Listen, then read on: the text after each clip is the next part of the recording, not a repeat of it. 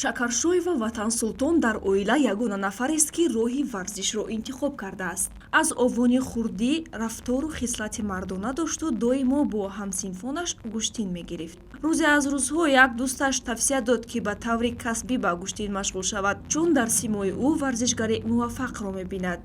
ҳамин тавр бо тавсияи дӯст роҳ гирифт сӯи толори варзишӣ назди мураббии гӯштини тарзи озод. ҳангоми ба толор даромадан дид ки ягона духтар он ҷо танҳо худи ӯст ва гӯштини касбӣ ончуноне ки ӯ тасаввур мекард набуд. аз мушоҳидаҳои аввал ошиқи гӯштин гашту толорро хонаи дуюми худ қарор дод. омӯхтани усулҳои гӯштин чандон осон ба даст наомад. ватансултон бо писарон тамрин мекард, зеро дар кишвар ягона духтаре ба ҳисоб мерафт ки ба таври ҳирфаӣ ба гӯштини тарзи озод машғул аст. бонуе ки ба дунёи варзиш ворид мешавад, аз дигар духтарон ба куллӣ фарқ мекунад, зеро назди ӯ дар баробари духтар, зан, модар, хоҳар будан боз масъулияти баланди муаррифгари ватан шудан вогузор гардидааст.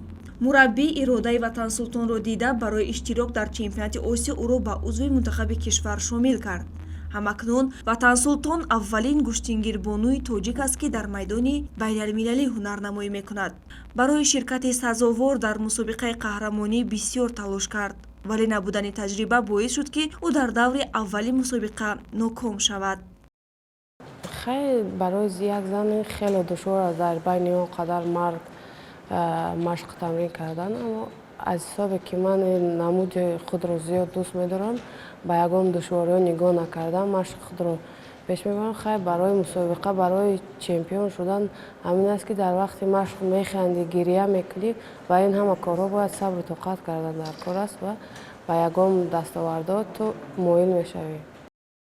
имрӯз навъи варзише нест ки дар он занону духтарон набошанд. дар намуди самбо, ҷудо, вазнабардорӣ, варзиши сабук, бокс, футбол ва ғайра беҳтарин бонувони варзишгар дорем ки қаблан ин намудҳои варзиш хоси мардон дониста мешуд.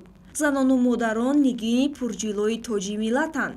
бо муҳайё сохтани имкониятҳои мусоиди инфрасохторию ташкилӣ барои варзишгарон ки ҳамеша зери таваҷҷӯҳи сарвари давлат муҳтарам эмомалираҳмон қарор дорад, дар замони соҳибистиқлолӣ сафи бонувони варзишгар ҳам ба маротиб афзуд. истиқлолияти давлатӣ имкон фароҳам овард ки тоҷикистон чун узви комилҳуқуқи ҷомеаи башарӣ дар ҳаракати ҷаҳонии олимпӣ иштирокдори мустақил гардаду дар он саҳмгузор бошад. тибқи омор имрӯзҳо дар муассисаҳои давлатии варзишии ҷумҳурӣ наздики 50 000 нафар ҳамчун варзишгари касбӣ фаъолият дошта, аз ин миён қариб 6 000 нафари онҳо бонувонанд.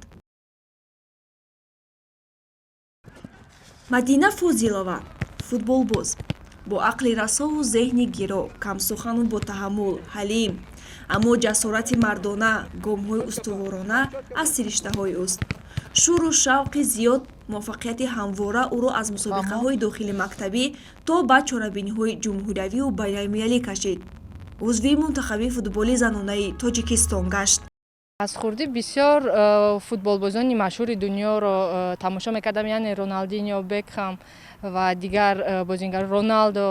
ва вақте ки ҳар дафъе ки бозиҳои онҳоро тамошо мекардам, мехостам ки ҳамун усулҳое ки онҳо дар футбол истифода мебаранд, мехостам ки ҳамун хел ранги онҳо бозӣ кунам ва кӯшишам мекардам ки ранги онҳо ёд гирифта дар футбол амин усулҳоро иҷро кунам.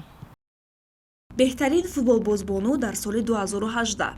ҳар гаҳе ба майдон мебарояд, одатан ду-се бонуи ҳариф ӯро иҳота мекунанд, зеро аз зарбаҳои нишонрасаш дар ҳаросанд.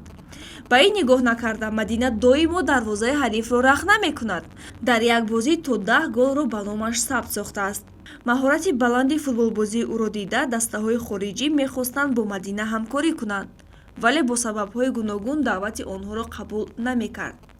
билохира рӯзе намояндаи яке аз дастаҳои Гурҷистон бо ӯ дар тамос шуду пешниҳоди ҳамкорӣ кард.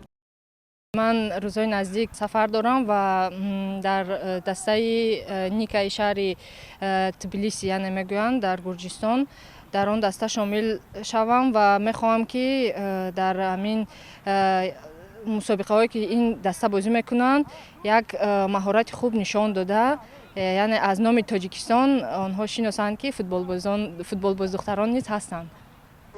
мефахрам ки якумин футболбозбонуи тоҷик ҳастам ки тоҷикистонро дар хориҷ муаррифӣ менамоям. мақсаду ҳадафи ягонаи ман ҳам баланд бардоштани сатҳи футболи бонувон дар кишвар ва бардоштани парчами ватани азиз дар арсаи ҷаҳонӣ мебошад, мегӯяд ин бонуи майдон. ба хотири бузургии зани тоҷик ва бартарии зан аз дигар қишри ҷомеа, ҳукумати мамлакат ғамхорӣ ба занонро бахши муҳими сиёсати иҷтимоии худ шумурда, барои боз ҳам баландтар шудани нуфузу мартабаи модарону бонувон дар ҷомеа тамоми шароитро фароҳам меоварад. таҳлилҳо нишон медиҳанд, ки солҳои охир дастоварди бонувони варзишгар дар мусобиқаҳои хориҷӣ афзоиш ёфтааст. итминон аст, ки дар ояндаи наздик зебунисову мавзунаҳои парчамбардор зиёд хоҳанд шуд.